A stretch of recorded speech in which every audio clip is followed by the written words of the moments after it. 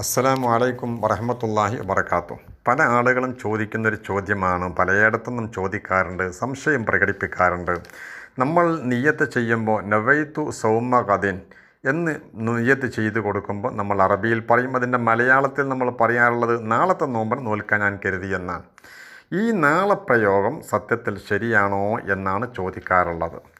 ഈ ഒരു ചോദ്യം സത്യത്തിൽ ഗദ് എന്നുള്ള ആ അറബി വാക്യത്തിൻ്റെ അർത്ഥം എന്താണ് എന്നറിയാത്ത അജ്ഞതയിൽ നിന്ന് ഉത്ഭവിക്കുന്ന ഒരു ചോദ്യമായി നമുക്ക് വസ്തുനിഷ്ഠമായി ഇത് ചർച്ച ചെയ്യുമ്പോൾ മനസ്സിലാക്കാൻ കഴിയും. നാളെ എന്ന് പറയുന്നത് എന്തിനാണ്? നമ്മൾ സാധാരണയായി നമ്മുടെ ഒരു ദിവസം തുടങ്ങുന്നത് മഗ്‌രിബോട് കൂടിയാണ്. ചില ആളുകൾ പറയും 12 മണിയുടെ ശേഷമാണ് എന്ന്. സത്യത്തിൽ മഗ്‌രിബോട് കൂടിയാണ് ദിവസം തുടങ്ങുന്നത്. ദിവസത്തിൻ്റെ തുടക്കം മഗ്‌രിബാണ്. അതുകൊണ്ടാണല്ലോ നമ്മളൊക്കെ വെള്ളിയാഴ്ച രാവുകളിലൊക്കെ നമ്മൾ വ്യാഴാഴ്ച മഗ്‌രിബിൻ്റെ ശേഷം തന്നെ സ്വലാത്ത് മജ്‌ലിസുകളൊക്കെ സംഘടിപ്പിക്കുന്നത്. കാരണം വെള്ളിയാഴ്ചയുടെ രാത്രി ആദ്യമാണ് വരുന്നത്, പിന്നീട് അതിൻ്റെ പകൽ വരുന്നത്. അതുകൊണ്ട് രാത്രിക്ക് ദിവസത്തിൻ്റെ തുടക്കം കുറിക്കുന്നത് കൊണ്ട് ഇന്ന് എന്നല്ലേ പ്രയോഗിക്കേണ്ടത്, നാളെ എന്നല്ലല്ലോ എന്നാണ്. ഇവിടെ മഹാന്മാരായ പണ്ഡിതന്മാർ തത്സംബന്ധമായി എന്ത് പറഞ്ഞു തന്നു എന്ന് നോക്കുന്നതാണ് ഏറ്റവും നല്ലത്.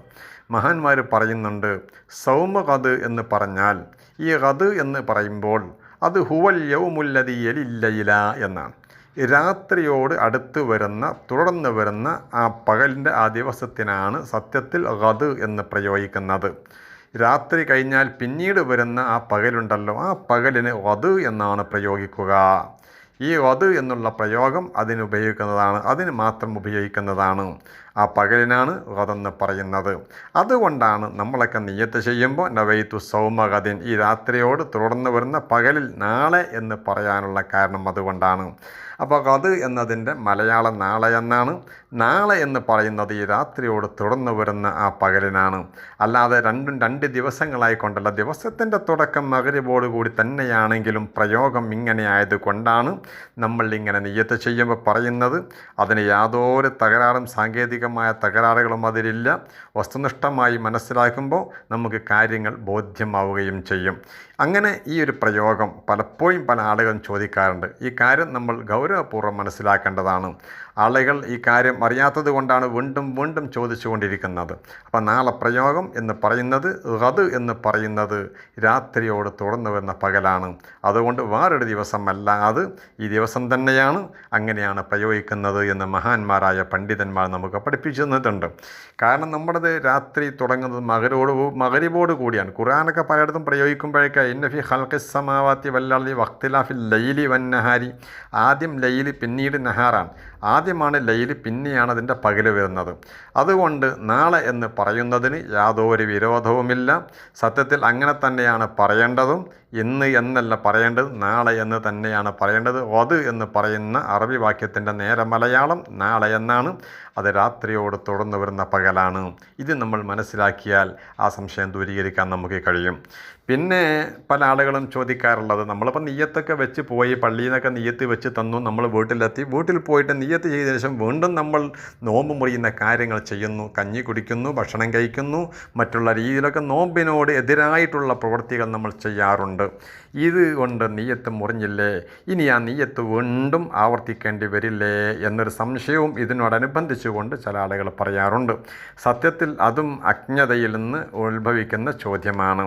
നിയ്യത്തെന്ന് പറയുന്നത് സുബഹിയുടെ ശേഷമുള്ള, ഫജ്റിന് ശേഷമുള്ള നോമ്പിനാണ് നിയ്യത്ത്. അത് ആ സമയം വരെയുള്ള എന്ത് വിഷയങ്ങൾ വന്നാലും അത് ഈ നിയ്യത്തുമായി ബാധിക്കുന്നതല്ല, നിയ്യത്തിനെ ബാധിക്കുന്ന വിഷയമല്ല.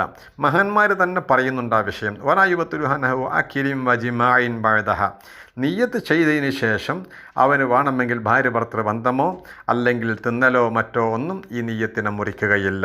വഖബഅദഹ വഖബിലുൽ ഫജ്രി, സുബഹിയുടെ മുമ്പ്, അതുപോലെ തന്നെ നിയ്യത്ത് ചെയ്തതിന് ശേഷം സുബഹിയുടെ മുമ്പ് എന്തെല്ലാം നോമ്പുമായതിനോട് എതിരായ പ്രവൃത്തികൾ വരുന്നോ അതിനൊന്നും ഈ നിയ്യത്തിന് മുറിക്കാൻ കഴിയില്ല.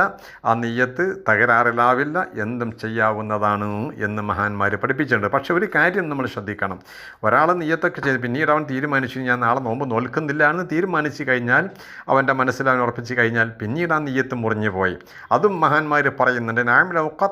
ഖബിലഹു, ഫജ്റിൻ്റെ മുമ്പ് ഇവൻ ആ നിയ്യത്ത് മുറിച്ച് കളഞ്ഞു, ഞാൻ നോൽക്കുന്നില്ല, ഞാൻ ഉദ്ദേശിച്ചതായിരുന്നു എന്നാൽ ഇഹ്താജ ലി തജ്ദീദിഹ ഖത്അ, എന്നാൽ പിന്നെ വീണ്ടും നിയ്യത്ത് ആവർത്തിച്ച് പറയണം. അല്ലാത്ത രീതിയിൽ നമ്മൾ നിയ്യത്ത് ചെയ്തതിന് ശേഷം ഭക്ഷണങ്ങളും മറ്റും പാനീയങ്ങളോ മറ്റോ കഴിക്കുന്നത് കൊണ്ടൊന്നും വിരോധമില്ല, അതിന് നിയ്യത്തിന് യാതൊരു തടസ്സം വരുന്നില്ല. പക്ഷെ നിയ്യത്ത് തന്നെ മുറിച്ച് കളഞ്ഞ ഒരാൾ, ഞാൻ നോമ്പ് നോൽക്കുന്നില്ല, നോൽക്കാൻ കരുതിയതായിരുന്നു നോൽക്കുന്നില്ല എന്ന് കരുതോട് നിയ്യത്ത് മുറിഞ്ഞു പോയി, അവൻ ആ നിയ്യത്ത് ഇനി ആവർത്തിച്ച് പറഞ്ഞെങ്കിലേ നോമ്പ് കിട്ടുകയുള്ളൂ. നിയ്യത്ത് മുറിഞ്ഞു പോയി അതുകൊണ്ടാണ്. അല്ലാത്ത രീതിയിൽ തിന്നൽ കുടിക്കൽ പോലെയുള്ള വിഷയങ്ങളെ കൊണ്ടൊന്നും നിയ്യത്ത് മുറിയില്ല. ഇത് നമുക്ക് അറിയാത്തത് കൊണ്ട് വരുന്ന ചില സംശയങ്ങളാണ്. ഈ കാര്യം നമ്മൾ ഗൗരവപൂർവ്വം മനസ്സിലാക്കുകയും അത് മറ്റുള്ള ആളുകൾക്ക് പറഞ്ഞു കൊടുക്കുകയും വേണം.